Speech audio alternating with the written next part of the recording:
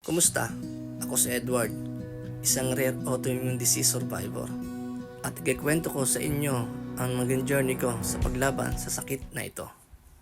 February 2020, mahigit 4 na taon na ang lumipas nang ma-diagnose ako ng di pangkaraniwang sakit. Ang araw na bigla nilang sumama ang aking pakiramdam sa di malamang dahilan. Akala ko nung una simpleng naglat lang. Hindi pala, hindi umepekto yung paracetamol na iniinom ko. Kaya nagpunta na ako sa clinic para magpa-check up. Sabi ng doktor, may infection lang. Kaya't binigyan ako ng antibiotic para inumin. Ngunit sa paglipas ng araw, ramdam ko ang unti-unti kong paghina at pamamanhid ng aking mga binti. Hanggang sa tuluyan na akong hindi makalakad. Kasabay ng pagkawala ng bladder at bowel control ko. Worried na ang asawa ko. Kaya naman agad na nila akong sinugod sa ospital.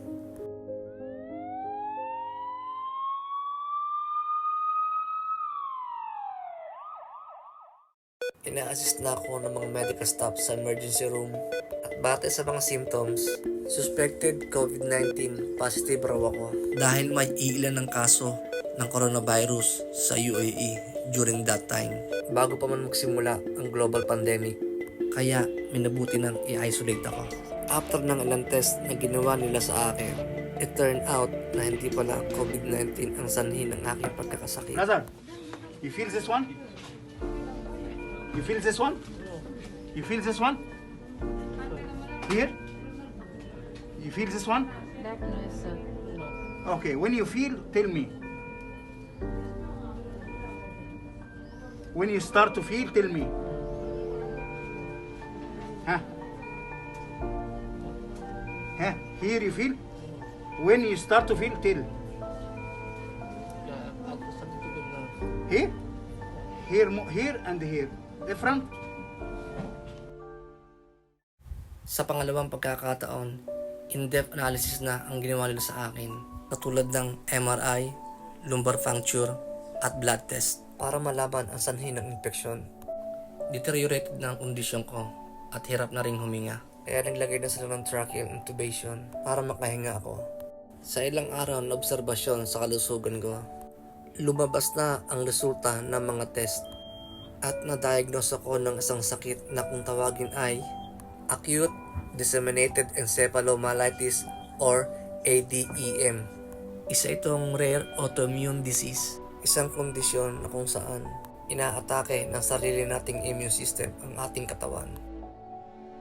Critical na lagay ko dahil patuloy pa rin sa pagkalat ang infeksyon. Dahilan kung bakit nagdesisyon ang neurologist na magsagawa ng IVIG infusion at high doses ng corticosteroids para labanan ang infeksyon at palakasin ang immune system. Ha?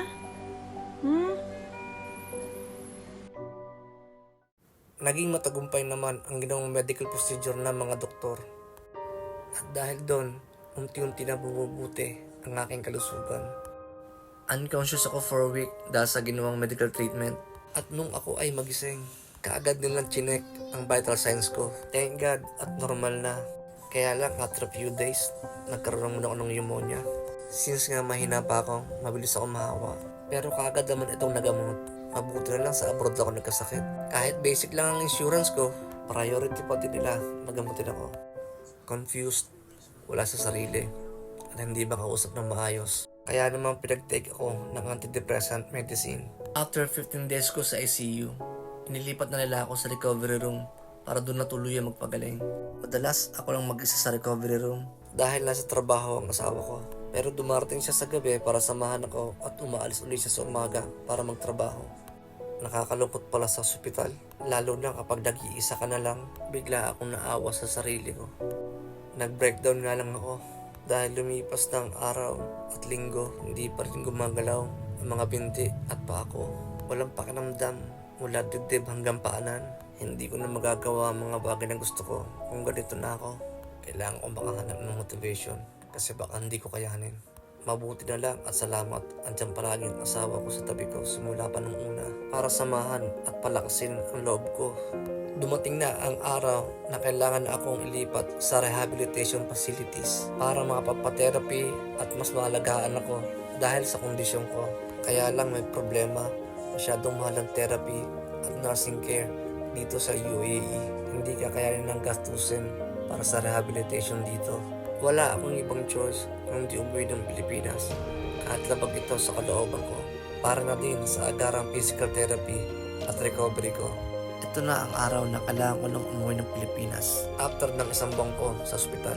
Masakit man para sa akin na ganitong kalagayan ako babalik. Nais ko lang magpasalamat sa Philippine Consulate para sa repatriation ko, sa mga staff ng Philippine Airlines para sa magandang treatment nila sa amin, at sa kasama kong medical nurse para sa pag-aasikaso sa akin during the flight, higit sa lahat sa mga doktor na gumamot sa akin. I am truly blessed dahil binigyan ako ng Diyos ng pangalawang buhay. Nais ko din magpasalamat sa mga taong dumalaw, nagdasal at tumulong sa aming mag-asawa. Napakalaking bagay po sa amin na hindi niyo kami iniwan ng mga oras na iyon. Diyos na lang ang magbabalik sa inyo para sa kabutihang ginawa ninyong lahat sa amin. Pagpalain nawa tayo na may kapal. Makalipas ang mahigit 8 oras na biyahe mula Dubai, UAE. Safe kaming dumating ng Manila International Airport. Sa instruction sa amin ng Philippine Consulate sa Dubai na may susundo sa aking ambulansya from airport papuntang ospital sa Bulacan. Ngunit walang dumating, kaya't isinakay lang nila ako sa sasakyan ng aking hipag. Kahit hirap sa pag-upo dahil paralisado, tiniis ko iyon hanggang makarating sa ospital. Pagdating namin, agad akong diniretso sa emergency room para kunin ang body temperature ko at ma-check up na rin. Agad kong kinagulat nang maigalaw ko ang aking kanang paa sa unang pagkakataon. Sige pa. Biro pa nga ng physician, kailangan ko lang palang makauwi ng Pilipinas para maigalaw tuloy ang aking mga paa. Marahil maliit na bagay lang ito para sa iba. Pero para sa akin at sa aking asawa, ito ang nagbigay sa amin ng pag-asa na posible pa akong makalakad ulit. After akong ma-check, nilipat na ako sa isolation room. Everyday ang checking ng body temperature ko. Tinitingnan kung may sintomas ba ako ng coronavirus. Nagsimula na rin sila mag-therapy sa akin. Gumamit sila ng muscle stimulator na may kasamang stretching at massage. Madalas, ganung routine ang ginagawa sa akin sa ospital.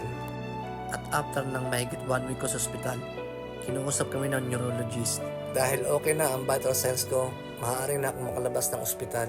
Mas magiging safe para sa akin kung sa bahay na lang ako ite-therapy. Para maiwasan din na ako'y mahawa dahil mahina pa ang aking resistensya. At lumabas na nga kami ng ospital kinabukasan. At yun din ang araw kung saan ipinatupad na ang lockdown sa buong Pilipinas dahil sa dumarami ng kaso ng coronavirus.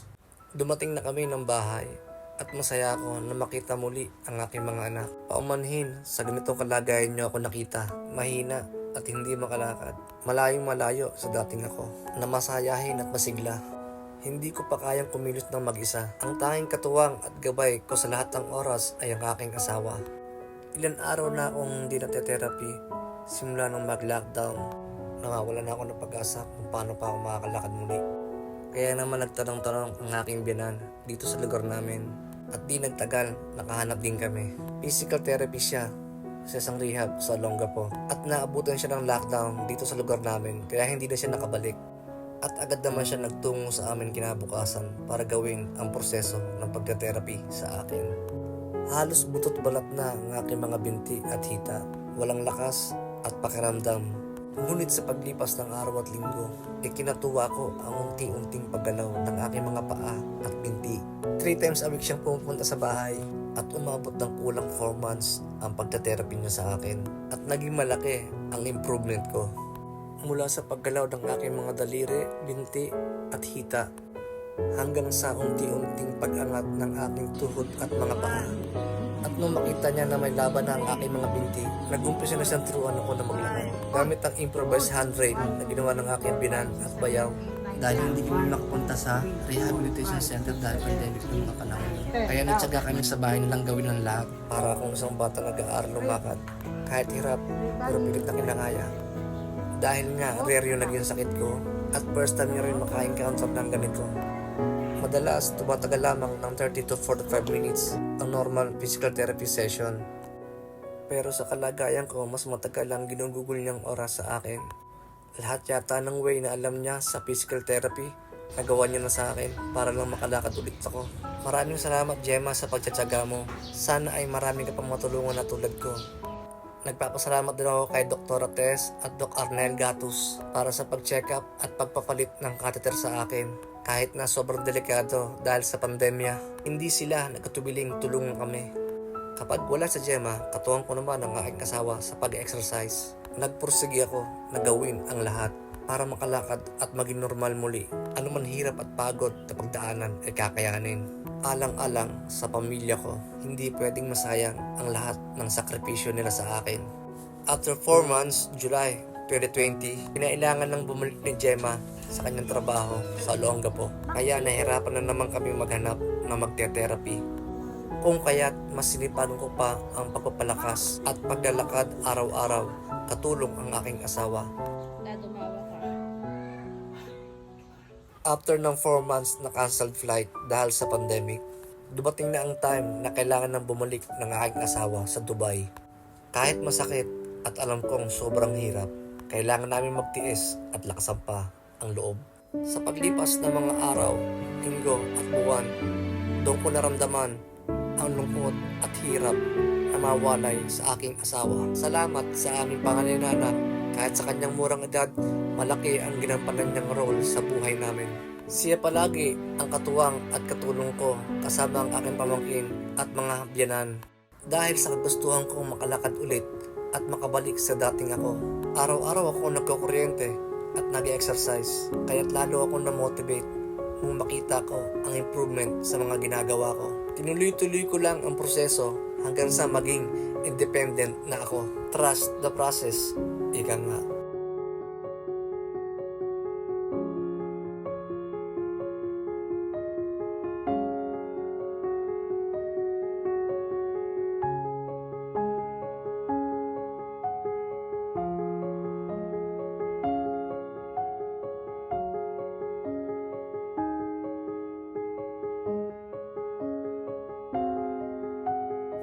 At sa wakas, nakalakad na ako na mag-isa.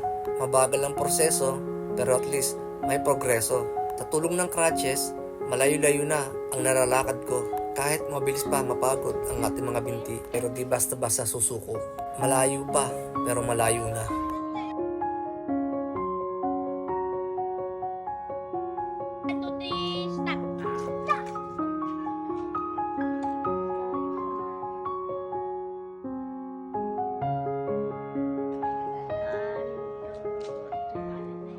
October 27, sinamahan ako ng aking pamangkin para magpa-check up.